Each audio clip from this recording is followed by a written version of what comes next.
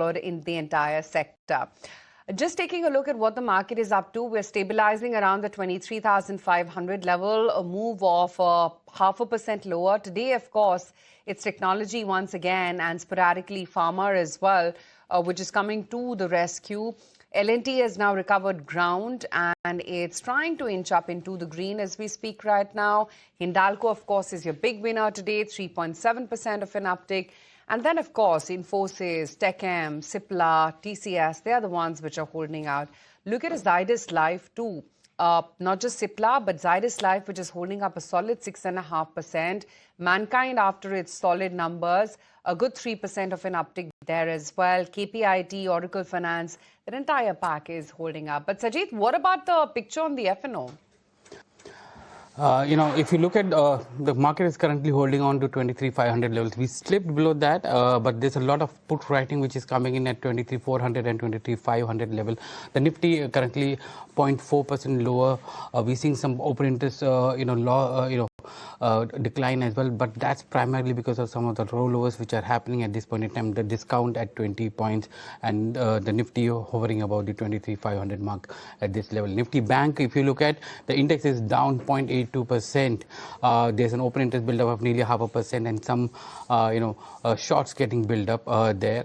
Look at the bank constituent, Nifty Bank constituents, and you'll see that a short build-up happening across the board for most of the banks, except for Federal Bank, where we're seeing a long unwinding happening, and BOB and Bank of India, where some long unwinds been seen. We are seeing the private sector bank and the public sector bank seeing some short build-up coming in there.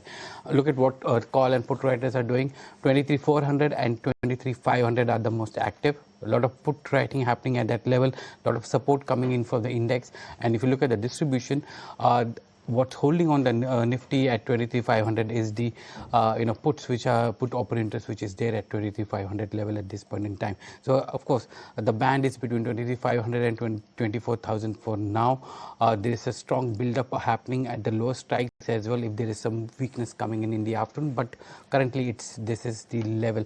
Futures gainers include stocks which are active, Zydus Life, Hindalco, Mankind, all outlook and earnings-led stocks, all up to between 3 and 6% today. Futures losers are also stocks where we have seen some disappointment coming in with respect to earnings. PI Industries down 7%, BL down 3%, and Lodha down nearly 3% on the back of short build-up happening. Open interest gainers include stocks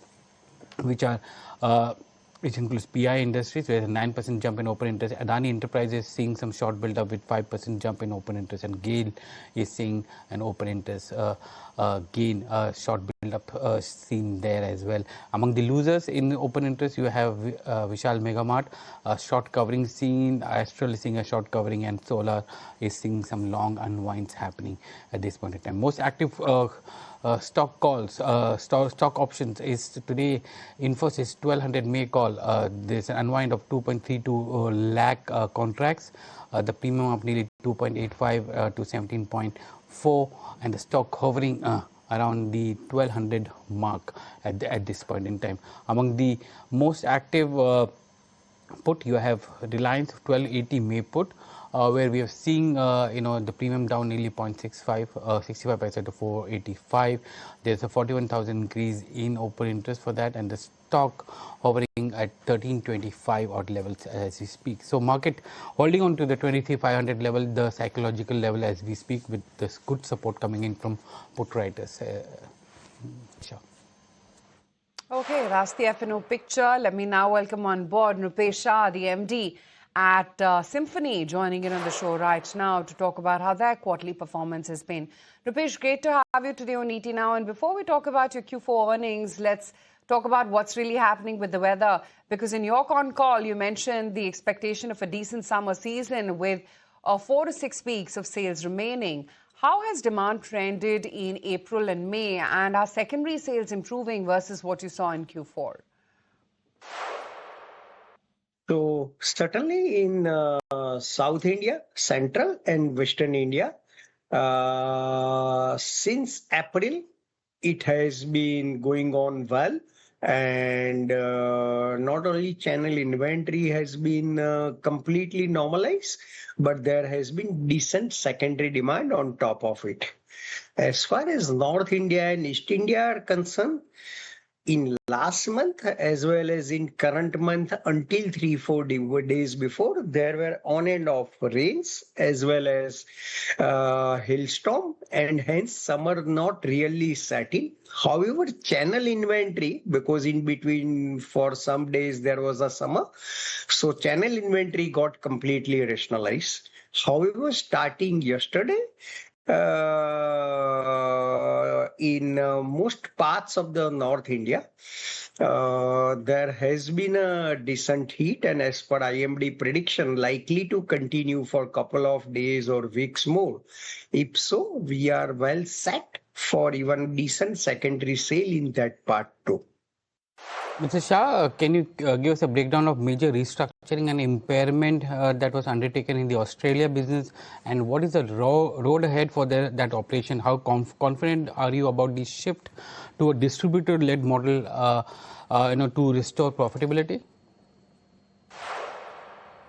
So first and foremost, entire investments in our Australian subsidiary, one in the form of equity investment, cumulatively 350 crore approx, has been completely provided for. Now nothing more to provide for or anything pending.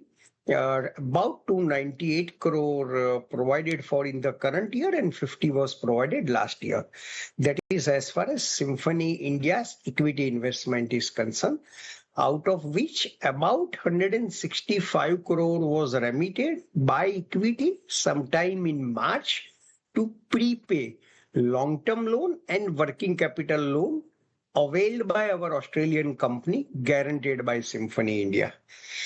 So with that totaling 350 crore, as far as console is concerned, the total provision is close to 220 crore, which is in the form of the goodwill and intangibles. So that is part one. Part two, to have a firewall and completely safeguard the US business, which is doing well, have a good potential, and its profitability end-to-end is almost in line with Symphony India. So to protect that business, we have made US company as a direct subsidiary of Symphony India, for which we have bought over the equity of that company from our Australian subsidiary for about 30 crore. And in US and some other parts of the world, those products are sold under Bonaire, and there are other important IPR. So that we have bought from our Australian subsidiary at 22 crore, in all 52 crore. Right. And your plans to pass on the cost increases from July 1st, given the current demand environment, what would the quantum of these price hikes be, and how confident are you of sustaining volumes after the price hikes? We intend to take the price hike effective 1st July, and by and large, entire cost increase will be passed on in the form of price increase.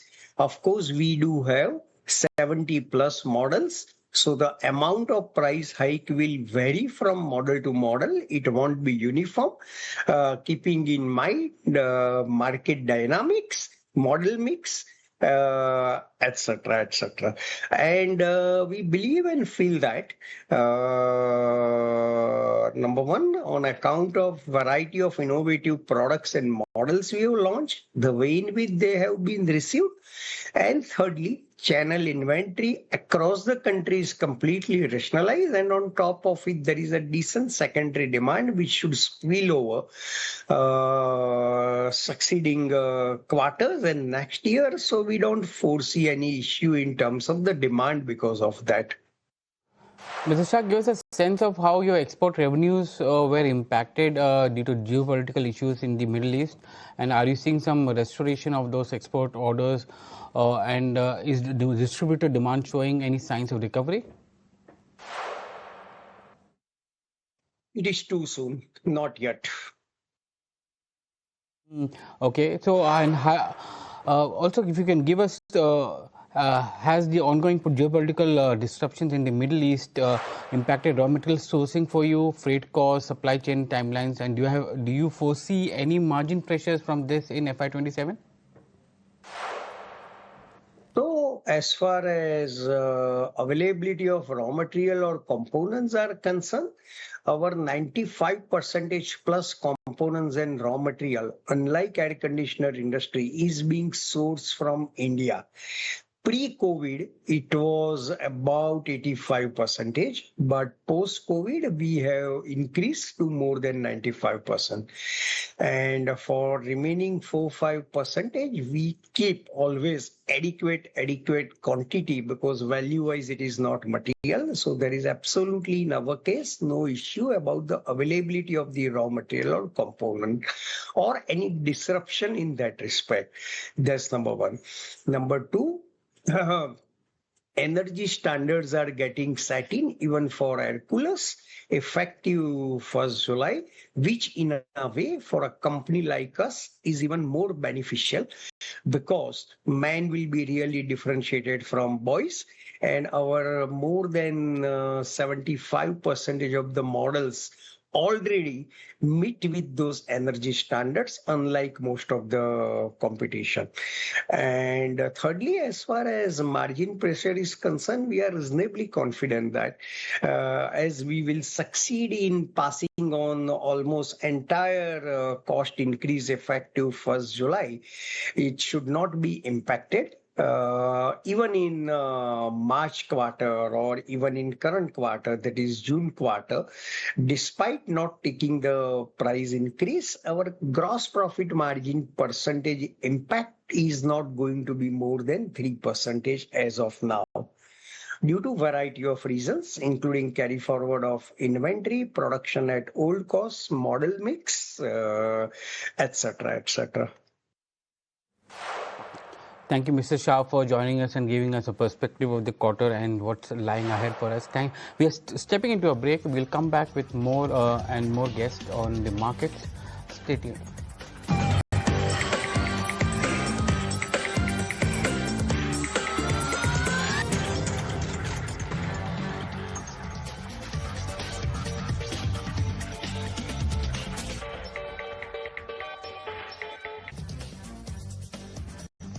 Welcome back. You're watching the market, and the Nifty and the Sensex down nearly half a point. Nifty trying to hold on to the 23,500 mark as we speak, and while we're seeing Nifty IT now going into positive 0.2% higher there, while Nifty Bank is weak at 0.9%, nearly a percent down.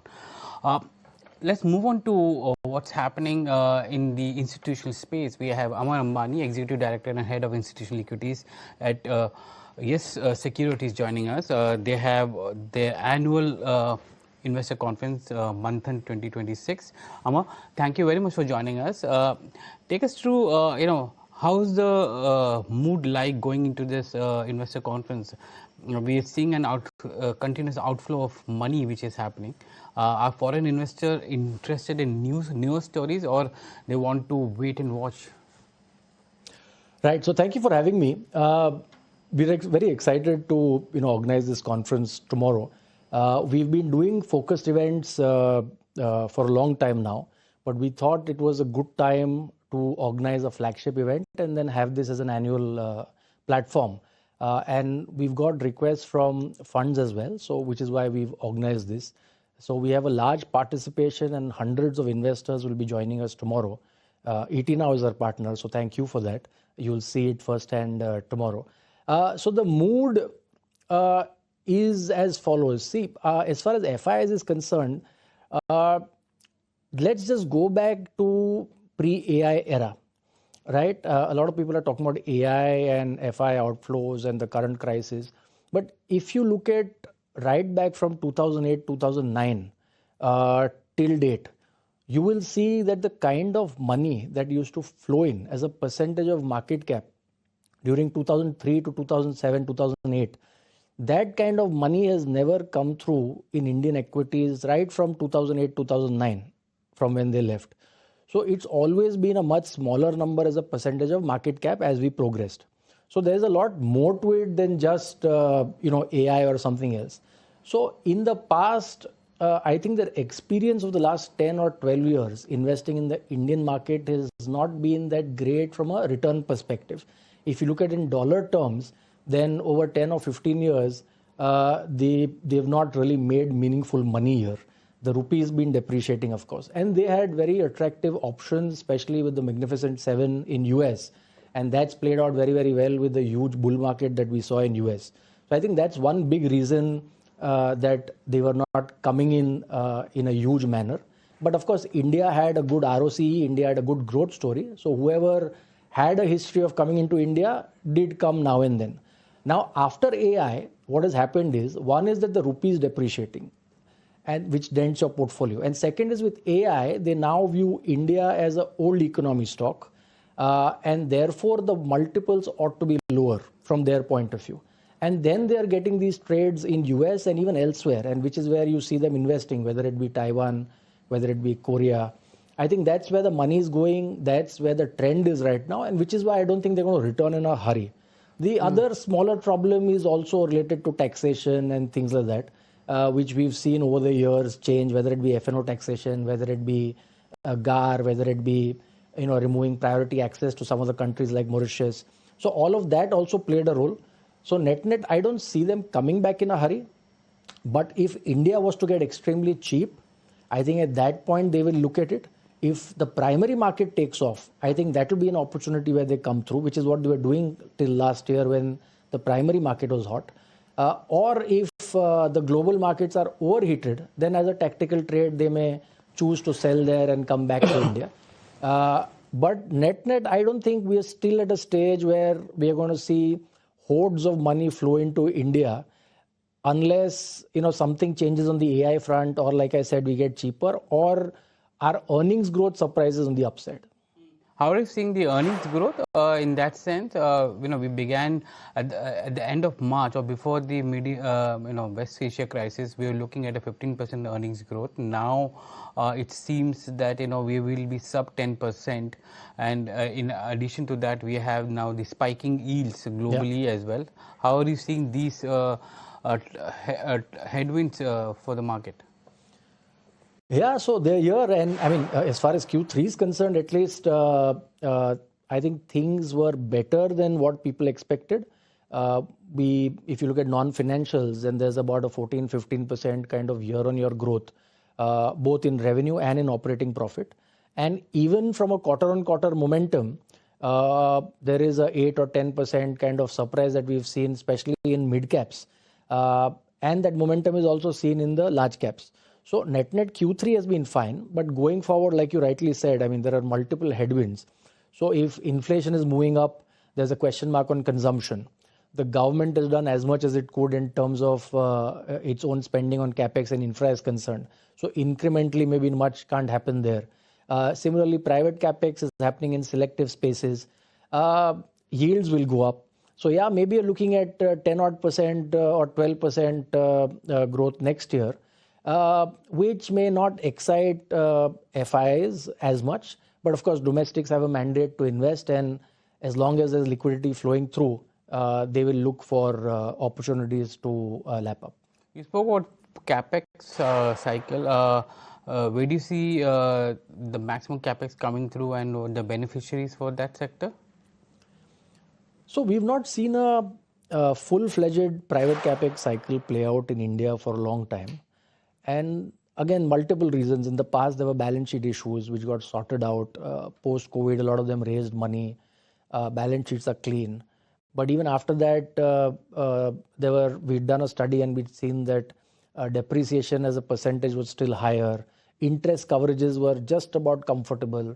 So again, not giving too much confidence for companies to go in for capex. And all importantly, your capacity utilization, as long as that is at 74 or 75%, companies are not going to go out and add capacity unless they see that going to 80% or higher. So from that point of view, we've still not reached a stage where it's going to be a full blown out private capex cycle play out. But we have seen power, we've seen renewables, we've seen these areas with cap goods in some parts of it. Infrastructure, of course. Real estate was pretty good in the last few years. These are some of the areas where capex has played out and is continuously playing out. The other thing that will happen is, of course, in energy, we'll have refining capacities get added. So these are selective areas where we are seeing companies invest, and I think that will continue. How are you looking at some of the key sectors like an IT at this point in time? You mentioned the fact that India is looked at more of an old economy, country now, and because of the Max 7 and the non-AI trade which is playing here. How are you looking at the traditional IT services company? So I think once it was clear to us that this AI is going to have an impact on IT, even before that impact can come through on earnings, we sensed that multiples could correct. So we've gone underweight on IT, and we've been underweight for some time. It's played out. They've cracked really a lot, and there are some investors that we speak to who are looking at it as a value trade. But we are still underweight. I think there will come a time where it will truly be a value trade, but not yet. I think there are a few things. One is on the multiple front, it needs to enjoy lower multiples. Secondly, going forward, will you need 6 or 8 lakh kind of employees to do that kind of work for you is a question mark. They will have to rechristen themselves as consulting companies and AI implementation partners. And in that situation, will they get premium pricing or will they get average pricing? So that also is a question mark. And therefore, and of course, while we're seeing that they're not yet impacting earnings so far, the question is that maybe 1 year, 1.5 years later, it kind of hits the roadblock where the deal flow is not as strong as we are seeing currently. And even now we are seeing that while the deals are being announced, the takeoff is still taking time, right? The good part is that IT companies are announcing in their earnings that the AI work is also taking off, which is good. But I think we need to get a lot more clarity before we start going overweight on this sector. I think there's still some more downside, but there will be a time, but not yet. Which are the companies that you think that are ready for the AI transition, and companies which are still in a work in progress mode? Well, without taking names, I would say that obviously and naturally the larger ones are going to find it that much more difficult to steer the ship and change course. The ones which are in the mid-cap space, small-cap space are a lot more nimble and in a much better position to quickly change course. As far as deals are also concerned globally, a lot of AI deals may be dished out as a much smaller tranche of deal. And a smaller company will be in a position to take that deal, and it will still be a sizable one for them, whereas a large company may not still move the needle for them. So I think from where the story can play out much better is going to be, for now in the medium term, maybe the more nimble players. But of course, you can't rule out the large cap ones. They've been around for a long, long time. I think the time will come when they will also pull up their socks. Just like we've seen in auto, we've seen the new age startups did so well with two-wheelers. But then the heavyweights like Bajaj and all, TVS, they kind of pulled up their socks. So I think that day will come as well. And how do you see defense play? Because you're bullish on this sector from a multi-year point of view. Yeah, absolutely. I think the way the geopolitics is playing out, every country, it's become very, very clear that they need to invest in defense. And no longer are wars going to be fought by sending your troops to the other side of the border. It's going to be fought by drones and whatever else you can throw from your side of the border. So I think investment in defense is going to take place. In fact, we've just come up with a report yesterday on how we are seeing long-term trends play out.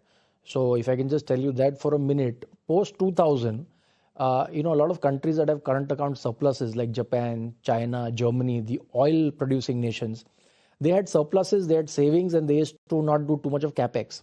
So they used to deploy that money into financial assets, and most of that went into US. Now that trend is changing, and post-COVID, we've seen that more and more investments are going into capex, into defense, into reshoring supply chains, into manufacturing at home. And all of that is triggering that capex boom. So I think defense is a very important area, and all countries are going to focus on it.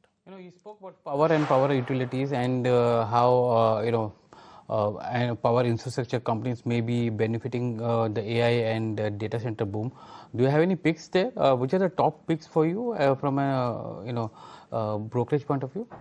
So today I don't have stock specific ideas, but as a sector, of course, we like it a lot, and everybody knows the case. I mean, but if I can just tell you by one instance that I read globally in US, take Virginia for example. Last year, the data centers accounted for 25% of the power consumption there. That's the kind of power that will be required. And usually, just to put that in perspective, usually 2 to 3% is the kind of power consumption by data centers. Of course, Virginia is not a perfect example because that's also like a hub of data centers. But that is the trend globally, which is also going to catch up in India. With some large players putting up data centers. So I think whether it be data centers, AI, EVs, there's going to be a huge demand for power. And there are these few 5 or 7 names, the listed well-known names. And I think you have a few good plays from those. Amar, it was a pleasure talking to you today. Thank you very much for joining us. Amar Ambani from Yes Securities. They have their annual India Manthan 2026, which is an investor conference starting tomorrow. Thank you very much for joining us there. Moving on to Novelis. Novelis reported a strong fourth quarter despite disruption from 2 fires at its Oswego plant in New York and ongoing tariff-related pressures. Management said recovery at the Oswego hot mill is progressing faster than expected, with operations likely to resume within the weeks instead of in June. Asesha joins us with the highlight.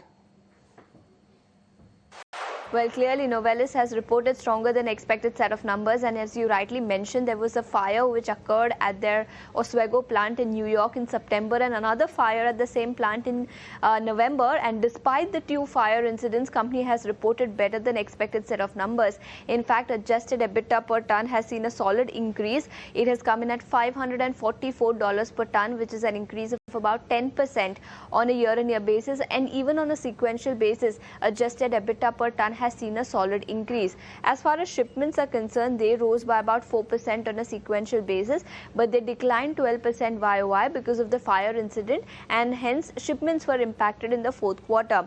Now, as far as Oswego plant is concerned, earlier management had said that it will resume operations in the last week of June, but now the company has said that it has reached final stages and the completion is likely to happen over the next few weeks. So clearly, Oswego plant is likely to be back on track in just the next few weeks, much ahead of what the management has guided for. Now, as far as debt is concerned, that has inched higher, and that is because of Bay Millet expansion. Net debt to EBITDA now stands at 4.1 times, which is the highest that we have seen in the last many years, and brokerage houses believe that this is likely to inch higher on account of Bay Millet capex. Now, remember this particular capex, Bay Millet capex, is also on track. It is likely to be commissioned in the second half of calendar year 2026. So as far as capex plans are concerned, clearly everything seems to be on track. Now, brokerage houses are very bullish on the outlook going forward, especially for the second half of financial year 2027, where they believe that spreads are likely to expand. Bay Millet is likely to be commissioned, and now that Oswego plant is likely to be commissioned earlier than expected, the outlook for the second half of the year clearly is positive. But all in all, numbers were good, and brokerage houses too have given a thumbs up, especially on the outlook for FY27. Thanks, Asesha, for that update on Novelis. We have BL Q4 numbers were also below expectation. The stock down in today's trade. Bharat Electronics reported, while it reported a strong performance with revenue and EBITDA beating, the stock is down today at nearly 3%. And we have Karan joining us, looking at the numbers. Well, Bharat Electronics from the Nifty pack is out with its Q4 earnings. While the revenue and EBITDA has surpassed the street estimates, the profit after tax is largely in line with the street expectations. While the Q4 revenue is up 12% at 10,200 crores, the EBITDA is up 6% at 3,000 crores versus the estimates of 2,700 crores. On an annual basis, the company's FY26 revenue exceeded its revenue growth guidance by registering a growth of 16% versus the guidance of 15%. And the EBITDA margin stood at a level of 29%, which is also above the company's guidance of 27%. As on 1st April, the company's order book stood in the range of 74,000 crores, which also included an export order book of $495 million. On that note, the company's book-to-bill is 2.7 times. And also remember that the company's FY26 order inflows had exceeded the guidance of 27,000 crores by 11%. So do watch out for Bharat Electronics. Thank you, Karan, for that update on BEL numbers. Let's move on. We have joining us in our studio Divya Nagarajan, Head of Research, India and APAC Regional Products at UBS. Divya, thank you very much for joining us today. Happy to be here. You know, we are at a point where macroeconomic numbers or geopolitics is hitting us much more than the earnings growth. How do you look at the Indian market from that point of view? So I think the markets have been quite resilient, to be honest. I think our global head of strategy, Bhanu Bhaveja, has been telling us that the markets are so used to buying the dip. So he was willing to say that it's a very likely scenario that that would happen again. So we've seen that happen again this time. And the SIP flows in March, I think, are very, very telling that the market is clearly looking at opportunities to buy the dip. And how do you look at earnings growth?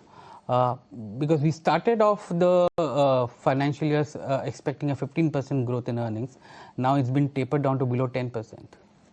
So I think the way to think about it is that there's definitely demand destruction that's happened in some areas. I think the government has been trying to ease the situation to the extent that the government can. However, we are an oil importing country, we are a gas importing country, and therefore to some extent there has been some demand destruction.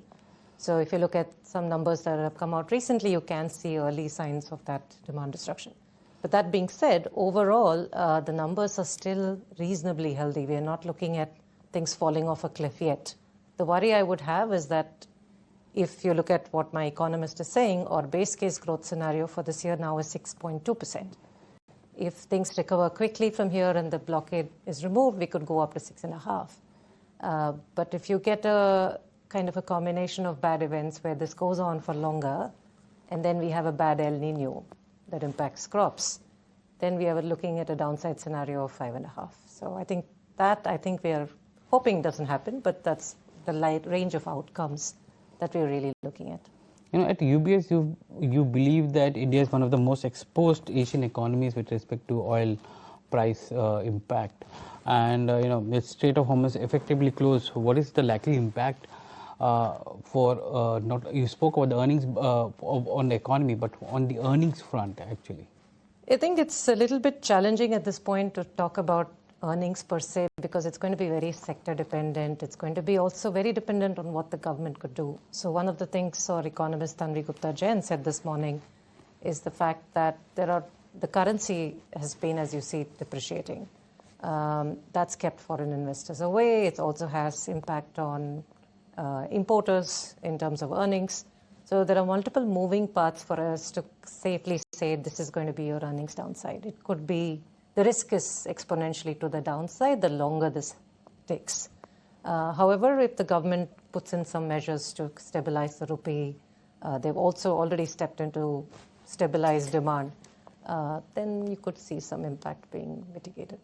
Right. And Divya, at what point do crude prices become challenging to our balance of payment structures? Any adverse effects over there? They already are. I think we are kind of at the point already, which is why I think we expect that the government could offer multiple measures. So one of the things they could do is probably put a little bit of a temporary curb on the remittances that go out to foreign countries. They could look at NRI deposits again. They were very successful a few years ago. So there are measures that they could put in to kind of prevent that from happening. But as things stand, we are looking at north of a $50 billion kind of a balance of payment issue. And what happens to the entire OMC basket? Because recently we've heard comments from the government saying that as of now there is no package or a relief package that's at least in the works for OMCs. On one hand, you've got crude prices that are really volatile. How does that impact OMCs and their financials back home? So I think there is a balance to be maintained between passing it on to the consumer and inflation versus how much pain the OMCs can take. And I think the government has already allowed almost up to 3.9 rupees of increase to be passed through. So we think that our analyst Rupee, he expects that there will be staggered increases that will be allowed. But is there a big bang relief package that we're expecting? That's not our base case. Maybe how do you look at the rupee depreciation? As we speak, it's heading to close to 97.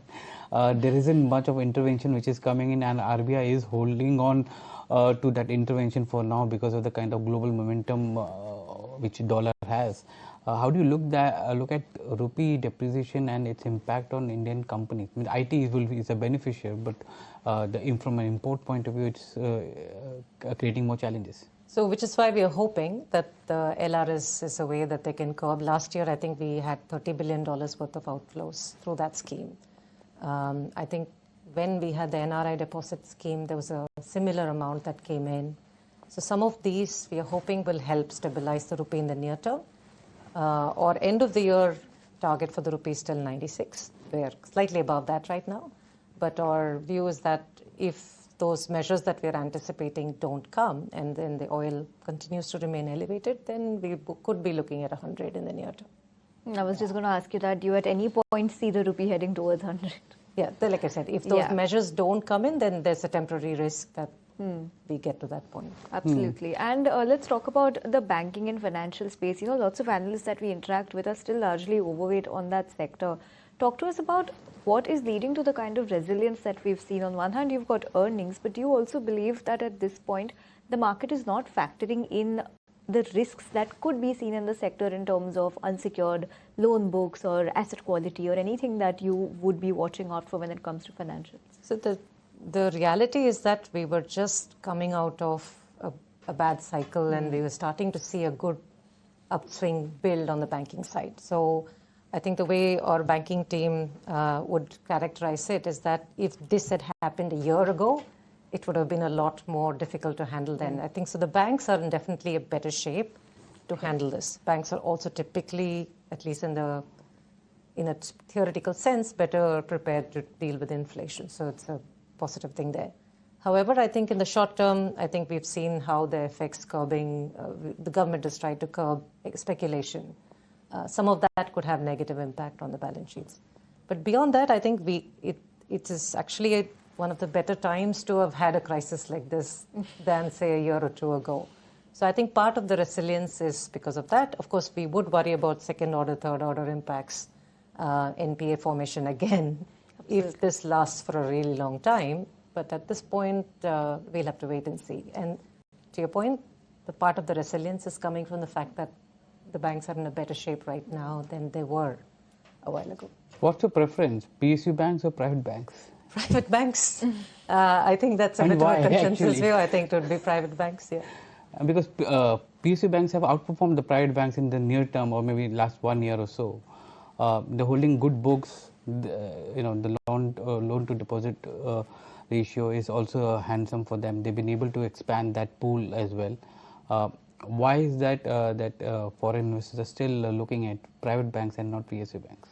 Well, foreign investors, I would say, are not really looking at India. That's part of the problem we have. Not looking anywhere in India. But I think if you look forward, I think if you have theoretically an NPA crisis or you have a farm crisis because of some people are predicting the worst El Nino in many, many years. If things like that should play out and you're hedging against those risks, the private sector is definitely a safer place to be than public sector banks. And on that entire El Nino risk, what's your view on consumption? Because, we were just coming out of a slow cycle for some of the FMCG names. Then you have the entire GST play that made the sector favorable. And then once again, when things started to look better, you've got commodity inflation back at play. How are you looking at consumption? What looks good within that basket? So I think the big consumer names, staples, definitely benefit from an inflationary environment. They're able to absorb costs, they're able to pass on prices. So I think that is obvious. But to your point, I think what I've been saying, it might sound a little repetitive, but India as a whole, what I said of banks was true for India as a whole. We were in a little bit of an early cycle recovery play. And this has kind of put us, a spanner in the works, so to speak. So we'll have to see how so that's going to impact even consumption.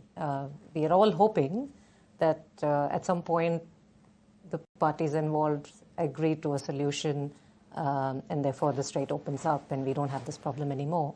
But if that doesn't happen, we are looking at those situations playing. How do you look at power and renewable space? That's relatively untouched or impacted by this current crisis.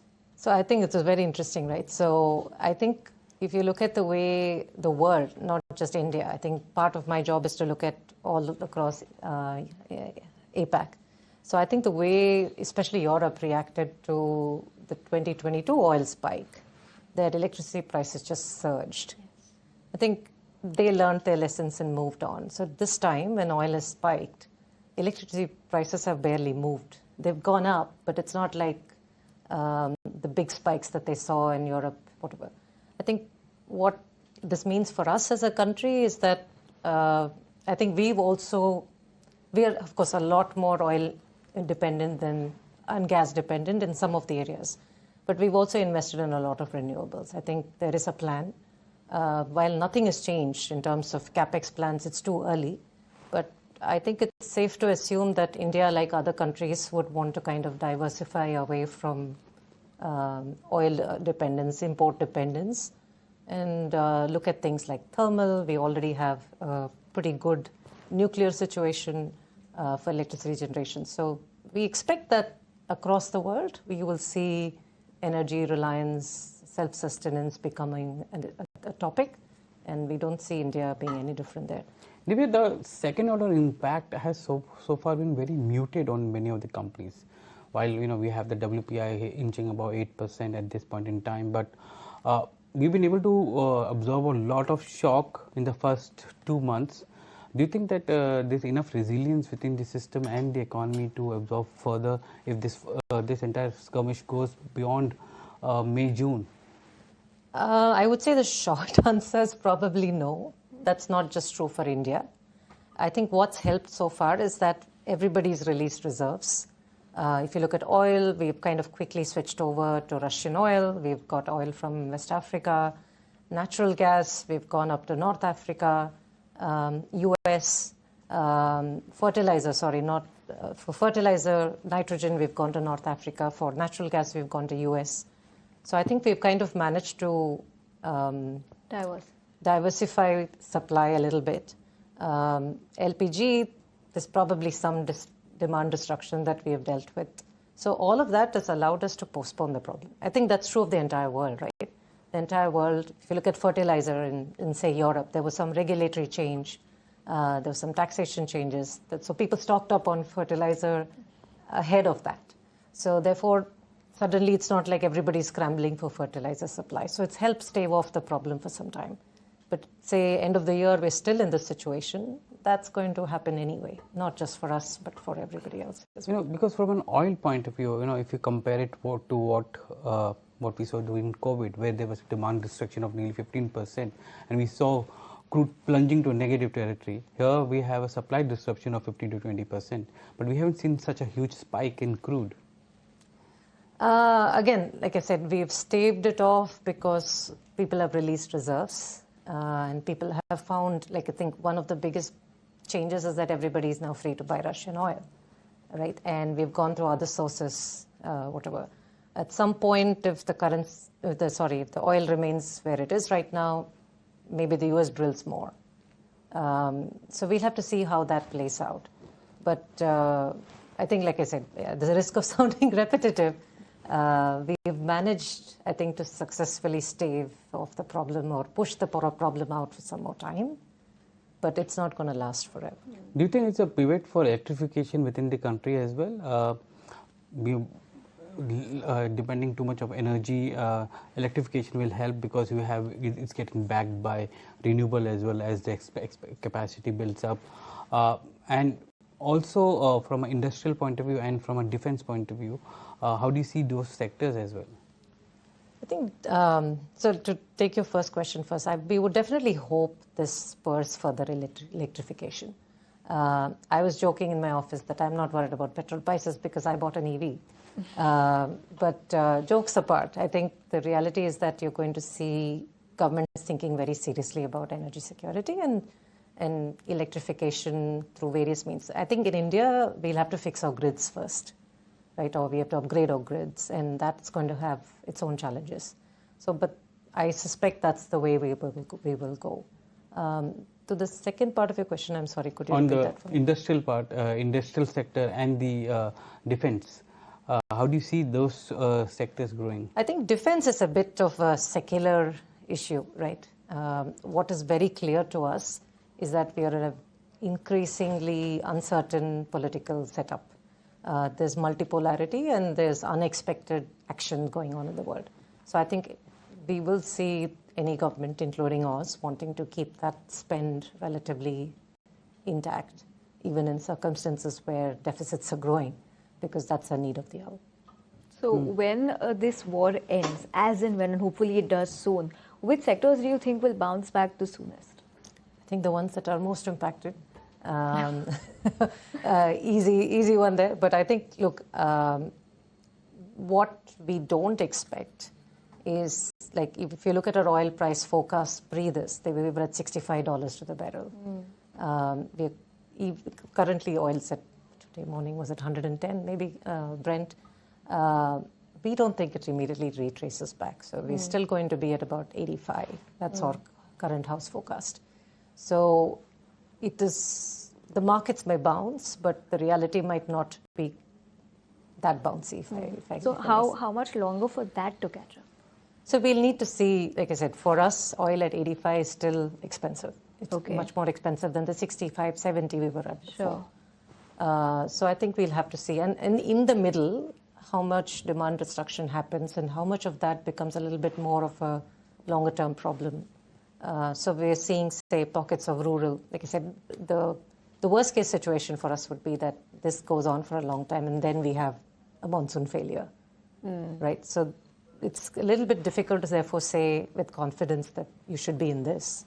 I think I would, like I said, be a little bit more in resilient names, where you have, like I said, typical resilient names which you've discussed already, where your governments are going to spend more money. You're going to spend capex on defense. You're going to get the short cycle industrials, which my team led by Amit Mahavar likes, because the long-term capex is now under question. Say if your GDP gets impacted, what happens to longer-term, long-cycle capex?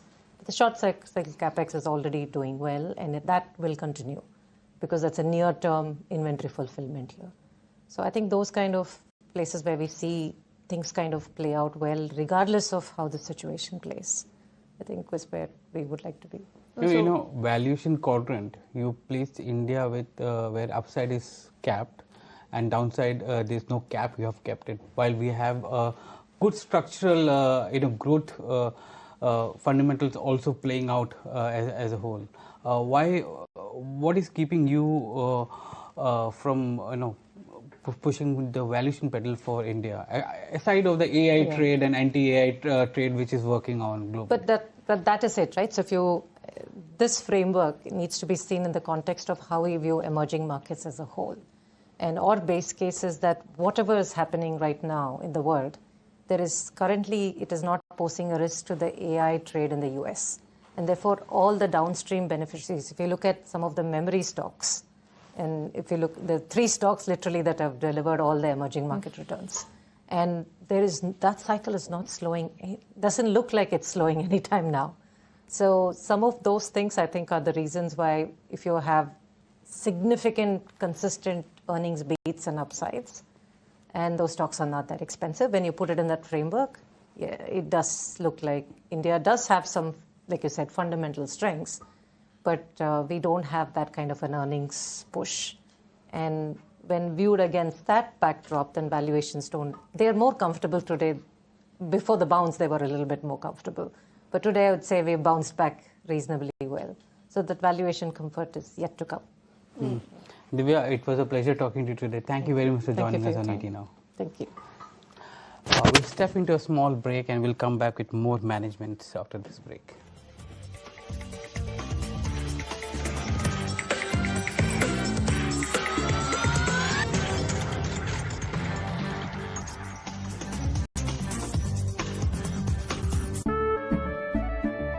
हर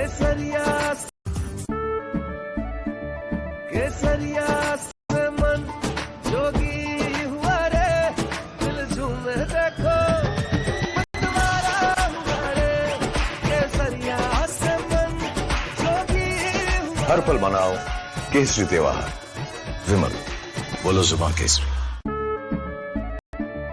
केसरिया से मन जोगी हुआ रे दिल झूमे देखो मतवारा हुआ रे केसरिया से मन जोगी हर पल मनाओ केसरी त्योहार विमल बोलो जुबान Kesari Every business is like a piece of land.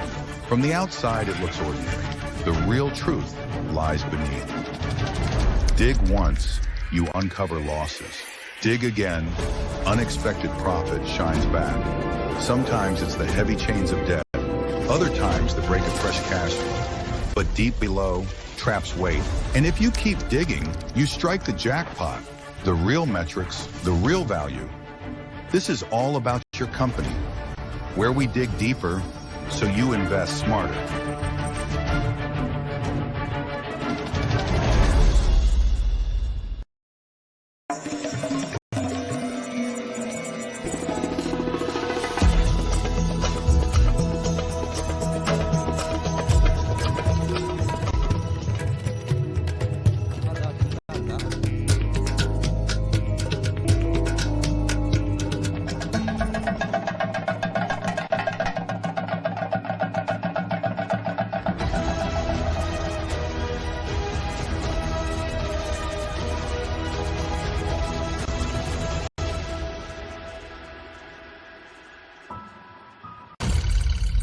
Deep dive, the story behind the numbers.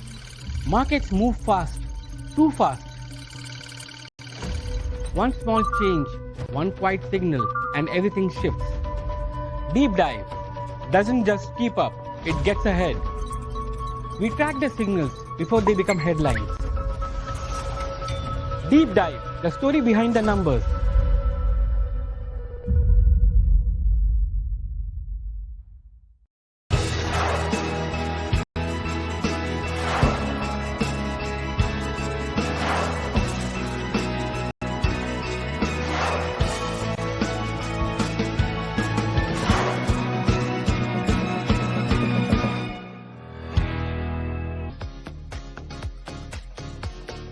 Hello and welcome. You have tuned into Midcap Masala right here on ET Now, and let's talk markets then. And yes, of course, there has been a decent recovery from the day's lowest point when it comes to Nifty as well as Nifty Bank, and as of now, but we are still holding on to the cuts of almost 112 odd points, while for Nifty Bank as well, it's more than 300 points of decline is what we are getting to see.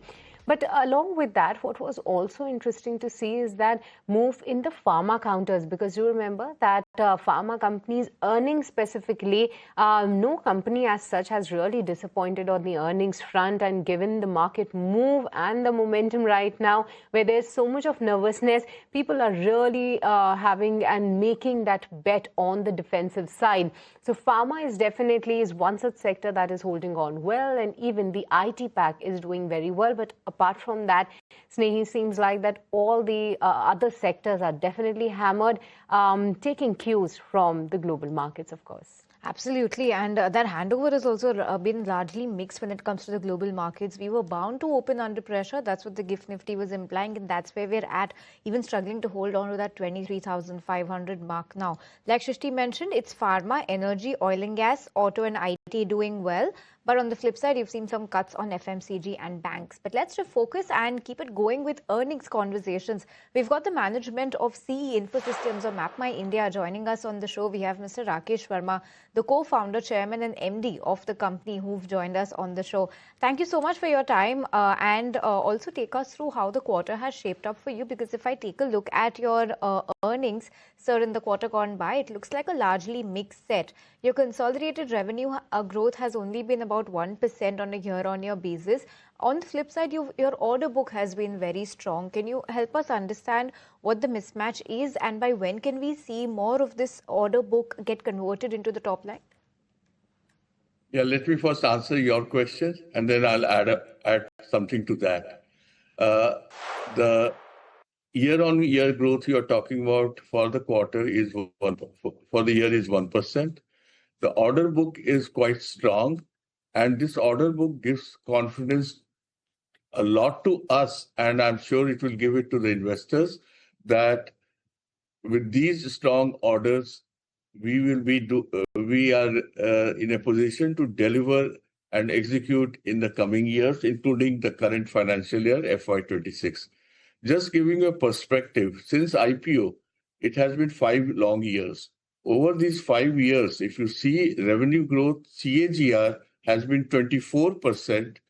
The EBITDA growth CAGR has been 19%, and the PAT growth CAGR has been 11%. Now that's the past, but that's how with the strong order book, we see a very good future, and we are very bullish about times to come. All right. Morning, Mr. Verma. This is Shrishti also joining again, but just wanted to have a word on your IoT margins. That expanded sharply to 33% in Q4, and SaaS margins rose to 66%. What is the sustainable steady-state margin profile for IoT business, and how large can these segments become going ahead and form a percentage of the consolidated revenue maybe in the next 2 to 3 years? Okay. Yes, we had been talking about that induction of IoT business in our company was a strategic move, and I'm happy that all of you have patiently watched this growth. The entire IoT business is going to keep increasing at a very fast pace. It is a market where we are will become a leader in a few years, if not too far away. Map business has already been, we have been the leader, and added to this IoT. Now the question you are asking is what percentage? First, let me say the IoT margin has increased from anywhere almost 0 to 3 years back to what numbers you just described.